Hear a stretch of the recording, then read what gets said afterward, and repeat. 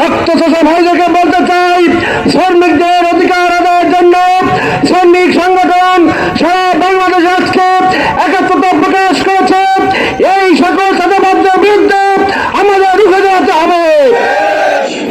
যদি কোনো কাজকর্ম বন্ধ করে দেয় তাহলে আমরা বসবাস করি, এটি কিন্তু আর থাকবে না। তাই আমি বাংলাদেশের সকল মালিকদেরকে আহ্বান করব, শ্রমিক এবং মালিক আমরা ভাই ভাই হিসেবে বসবাস করতে চাই এই বাংলাদেশে। সমাবেশ করে যে শেষ করবো বিষয়টা এমন না। শ্রমিকদের ন্যায্য অধিকার আদায়ের জন্য যখন আমাদেরকে শ্রমিক সংগঠন ডাক দেবে আমরা তখন হাজির হবো, ঠিক কিনা?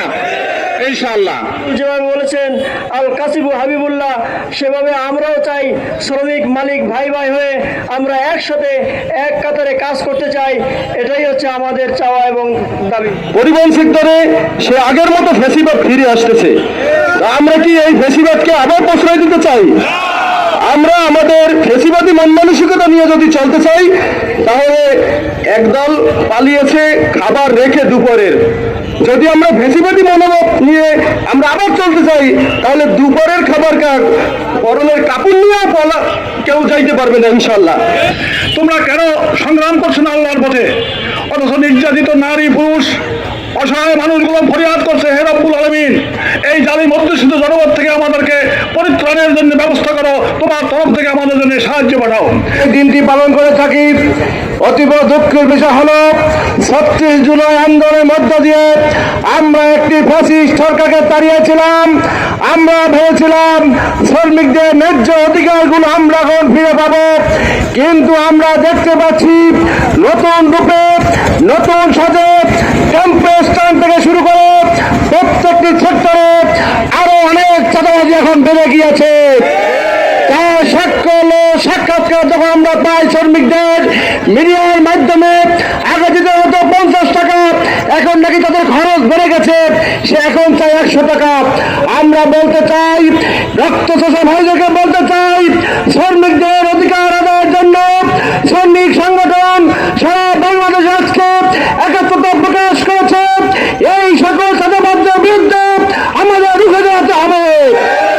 এই শ্রমিক দিবসে আজকে আমাদের একটি প্রতিবাদ্য হোক, আমরা পিরোজপুরে কোনো চাঁদা দেব না।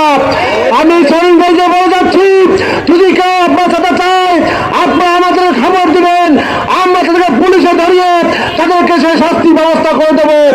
আমাদের এমপি মহোদয় ঘোষণা দিয়েছেন পিরোজপুরের প্রত্যেক সেক্টর হবে চাঁদাবাজ মুক্ত।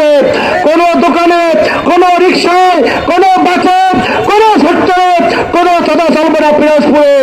অতএব আমি আপনাদের জানিয়ে দিচ্ছি, যেখানে চাঁদাবাজ থাকবে আপনারা গোপনে আমাদের সংবাদ দিবেন, আমরা তো ব্যবস্থা গ্রহণ করবো।